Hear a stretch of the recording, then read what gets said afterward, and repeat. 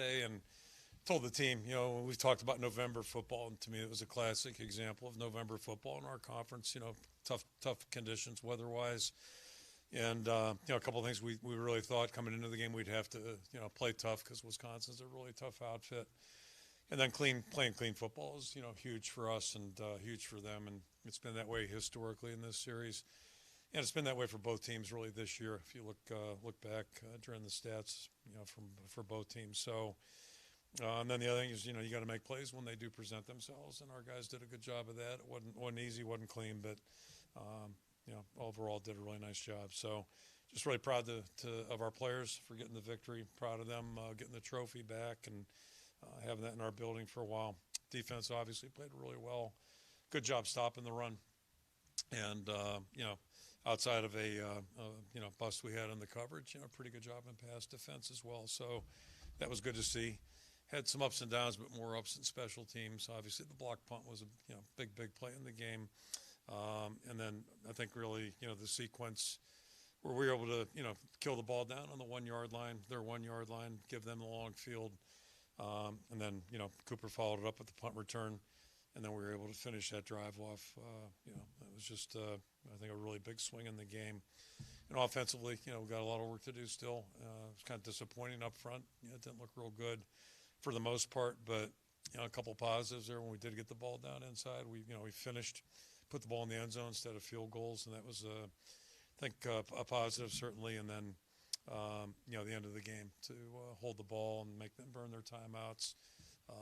Not sure I saw that coming, so that was encouraging too. And they're a good group. They just need more experience, more work, and we'll get back to work on Monday with them. But they're a good group, and those guys don't give up, so we'll be okay there. And just encourage the team to enjoy this one. They earned it. It was hard fought, and they earned it. So really, again, just proud of their effort, proud of the staff, the plan they put together, and we'll enjoy this one and turn the page tomorrow.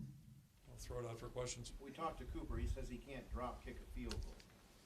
Are you amazed at how he can affect the game in so many different areas? Yeah, I just got done saying on the radio coming in, for whatever reason, I'm thinking about stuff I probably shouldn't think about, but there's probably not a position on the perimeter he couldn't play.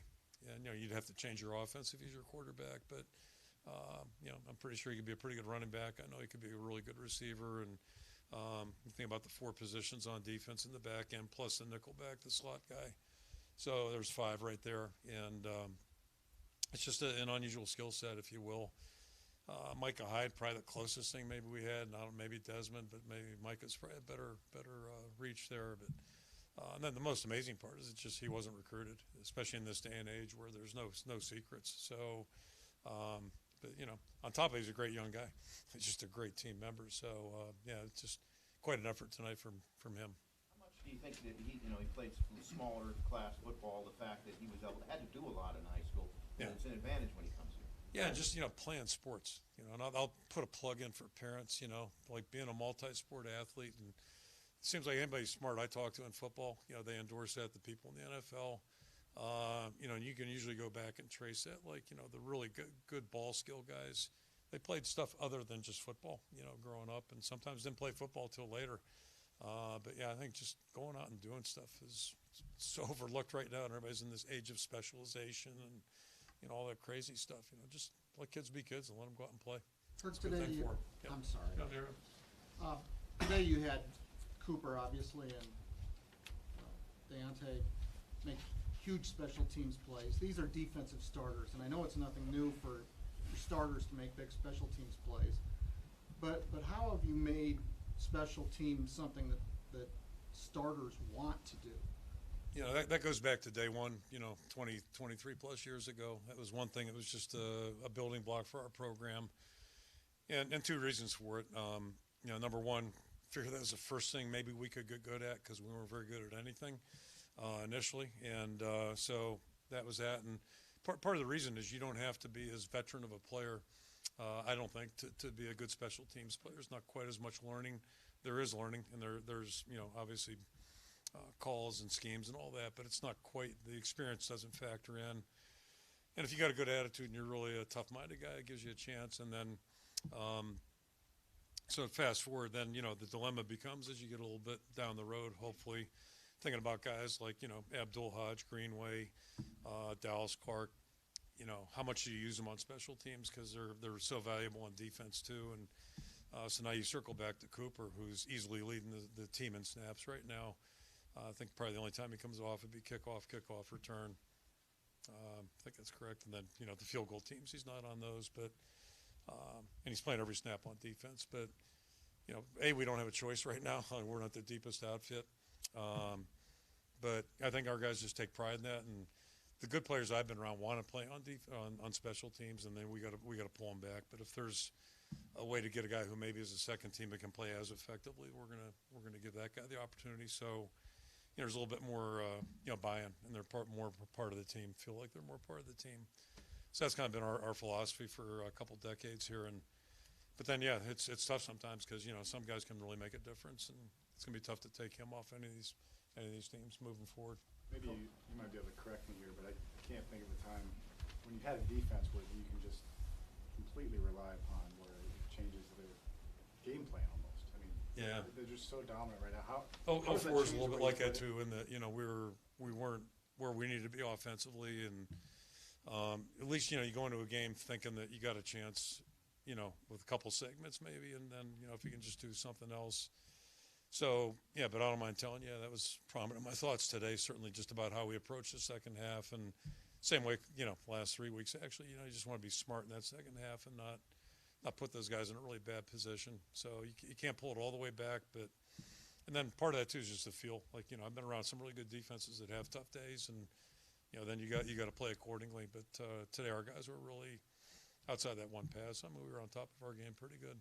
Kirk, at Ohio State, I asked you specifically if there are times when things like this could snowball one of two directions, and I actually just said, is it possible to go in the right direction over the final 6 games? And you said it's not only possible, I believe it is possible, and it's gonna happen, and it's up to us to make it happen. Here you are, 3 games later, your defense is dominated. You won 3 games.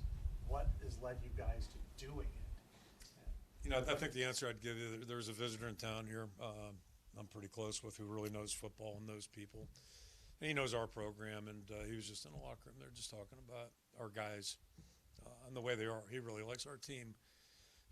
So that's what I'd go back to, and it's been pretty consistent since January. These guys have worked hard, and we're like any team. We got the guys at the top that know how to act and know how to be leaders, and then you got guys in the middle trying to figure it out, and then you got some guys at the bottom who have no idea what's going on most of the time. But we got enough guys at the top that have been, really strong. So, you just I couldn't, sign off on that 3 weeks ago, 4 weeks ago. But, you bet on people, and you bet on people that you've been around, and see how they respond. Thinking right now about Jack Campbell, right? You guys, trying to get him to crack it. I don't mean that in a bad way, but that's a game every guy gets played. And, not only did he deflect that question, he stood up and was strong. That's who he is. That's how he is, and we got a lot of guys like that on our team. Coach, was there chatter? That's really helpful, Yeah, I'm sorry. Yeah. Sorry, no, I cut you off. Was there chatter in the locker room about the Purdue game earlier and how that could impact your guys' chances of winning the West? I don't spend a lot of time in the locker room today. I just kind of get in and out. Like, as the game gets closer, I really try to give our players space, but I doubt it. I really doubt it. I don't think anybody's thinking about a pennant race right now. I think we're all thinking about trying to get our 3rd win. And, we got 2 left now. So, all that stuff, if it's supposed to be, it's like last year, it didn't look good, and then all of a sudden we're in Indy. So, my experience is like, don't worry about it. Let's just worry about Wisconsin. We had our hands full today, and we knew that going in. We'll have our hands full again next week and the week after. So, just try to keep looking at what's in front of us.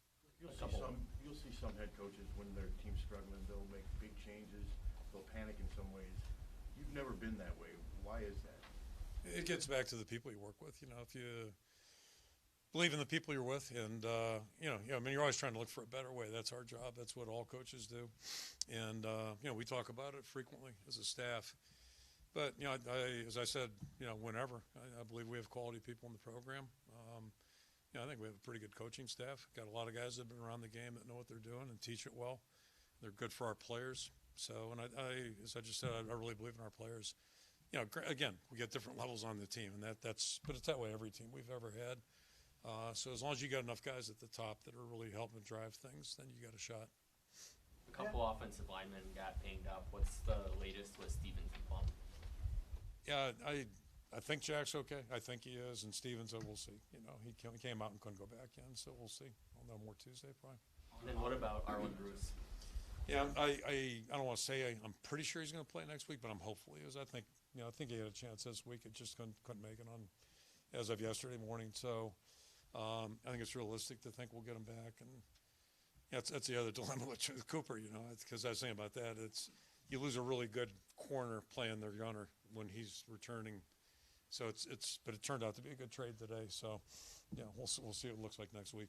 On offense, it wasn't there in raw stats, but situationally, they did their job and came away with 17 key points. How would you assess how they've been able to improve in that area over the last few weeks? Yeah, it was a major because we've had situations where we're in great position, end up with a field goal, and that's you just keep doing that, and at some point it's going to catch up to you, and it has caught up to us a little bit. So that was really encouraging. Start with that first one, where I think it was 2-3 plays, and boom, it just Caleb hit it in there. So, that's progress, but just the overall continuity today, cohesiveness, it wasn't there, and pressure, and it's hard to give Spencer a good pocket to work off of, and we really never were consistent in the run game. But I'm sure it's addressable. Again, I think these guys have been improving week to week, and try to shore it up next week. We're going to have to. Kirk, to go back to Cooper, I think probably one of the most highly decorated high school athletes in the state's history. True sophomore, playing 4 or 5 different positions. I guess maybe a 2-part question. One, do people on the outside understand how difficult that is to go in there and to do that at such a high level? And 2, how much of a testament is that to him that he's able to make all these different contributions in so many different areas? Oh, it's a huge testament. I'm not sure anybody could appreciate it, and why would you? But we do as coaches. The other thing, he just makes it look easy, which is kind of amazing too. And good players have a way of doing that sometimes, but it's not easy. I'm talking about all the mental intricacies because he could play in the safety positions too for us. So it's all positive. And then fielding punts in November is not easy either. And he looked like he was under control the whole way there. So it's just some guys. I'm not saying you're just born that way, but his whole development, his whole lifetime has just been playing ball and competing. And go back to that state championship game where it was ridiculous what he did. Recovered an onside kick, right? Scored. I mean, it's just like somebody wrote a script on that stuff. But one thing I've learned is I don't think that stuff's accidental. Like certain players, just Jovan Johnson was the same way. My mentor basically screamed at me to, you guys need to recruit this guy because I was too smart. No, we don't need this guy. He's too small. And all he did was get an interception every day at practice. It's just what he did. So sometimes you got to believe production and what guys do. That kind of trust, you have to see that day in and day out in practice and just accumulation of. Yeah, he doesn't screw stuff up. And it doesn't sound very hard and all that, but he's asked to do. He's playing a tough position to play, but it's really not too often when he makes a mistake mentally. And for a young guy, I mean it's a big stage out there. He's playing a big stage, and to be that poised, to be that confident, at least seemingly confident, it's really unusual. And I'm just really glad he's on our football team. I wanted to ask about your quarterback. I'd say other than maybe a basketball player or two, no athlete I've ever seen has gotten more battered in this school than him over the years. He's had some rough. He got benched for a second half. Yeah. Still came back and started. Now he's today he got sacked 6 times, but he keeps coming back. What is it about him mentally that allows him to continue to just compete and not have it accumulate on him mentally? Yeah, I mean, I think the probably the number one attribute to be good, I think, in anything, that's challenging and tough is to have mental toughness. And everybody can have it. I mean, everybody's capable. It's not something you don't get in a weight room or, it's not a clock measurement and all that kind of stuff. But it's, if you're going to do something that's hard to do, and playing quarterback at this level is really hard to do. Boy, if you don't have that, it's going to be tough to be any good, and because you're going to have tough times, and he's had more than his share.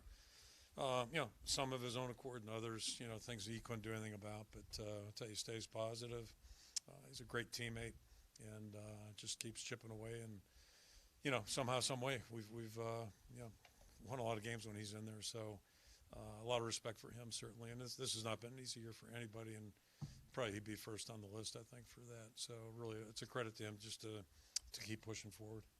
In regards to special teams, you said earlier this week that was an area that you really needed production out of. Maybe in past matchups it hasn't gone your way, but they had two big plays that set up offensive touchdowns, and Drew had the field goal. I mean, what enabled them to have such a productive day today? Yeah, I mean, we missed a couple opportunities, which was disappointing earlier. Some plus 50 stuff where, you hope you make them go to the long field, especially on tough conditions like this. So that was kind of, I was worried about those things. Okay, is that going to catch up to us as this game goes on? But then we were able to, came back and, putting that 1-on-1 was really big for us and just, kind of gave us a boost. Drew talked, I'm not going to say he's Cooper, but in some ways, this guy just seems pretty unflappable too. It's probably good he hit the goalpost last week, keep him humble a little bit, but he's done a pretty good job. He really has. So you get some good individual efforts and then the group collectively. And a guy like Jay Higgins going back to the backup thing. Jay would be starting most years for us right now at linebacker, but you got a couple guys that are pretty good. And so when we were in our 3-backer defense, he's in there, and then he's playing great on special teams too, and he's a great young guy too. And going back to the leadership guys, I mean, you're going to find a guy more positive and just totally invested. And in his case, he could be pouting because he's not starting, but I think he's smart enough to know we got 2 veteran guys that are pretty good. So all those things going together give you a chance to have some good special teams units, and he's clearly one of our leaders out there, just a highly respected guy. What does it mean to beat Wisconsin? A team you measured yourself against, you've been second place a lot of times in a lot of really close games, but to go out there and physically go toe-to-toe and win that battle against that team, what does it mean for you now, today, and the program? I mean, it's big, and the way I looked at it, and this goes back 23 plus years, like they were at the top. They literally were at the top, and we helped them, do a victory lap up there in Madison. But that was good. The one positive, I tried to find positives that year, and the one positive I told our guys, that's how it's supposed to look like. That's what you want. That's where you want to be. And we obviously had a long road, so it took us whatever it was 4 years to catch them finally. And then the series has gone back and forth, but I got a lot of respect for them as a program. They're built on defense. They're built on being physical. They play sound, smart football. So I respect anybody that kind of fits in that category, and they've done it pretty consistently. In fact, probably as consistently as anybody outside Ohio State in our conference over the last 7, 8 years. So to beat them, again, that's the first thing I told our guys on Monday team meeting was just understand, if we're going to win this game, we're going to have to earn it, because don't expect any freebies. We're not going to get anything easy out of this. And so, we're going to have to go out and play and win it, earn it, or you're going to go home, sad. And I've had a few of those, and it's not much fun. Coach, you haven't beaten Wisconsin since 2008 with fans in this building. I asked a couple of players if they knew that, and they didn't. Was that a cognizant decision to not express that, and how good does it feel to get it done with fans? Well, 2 things. I didn't know it either. All right. So, I didn't know it either.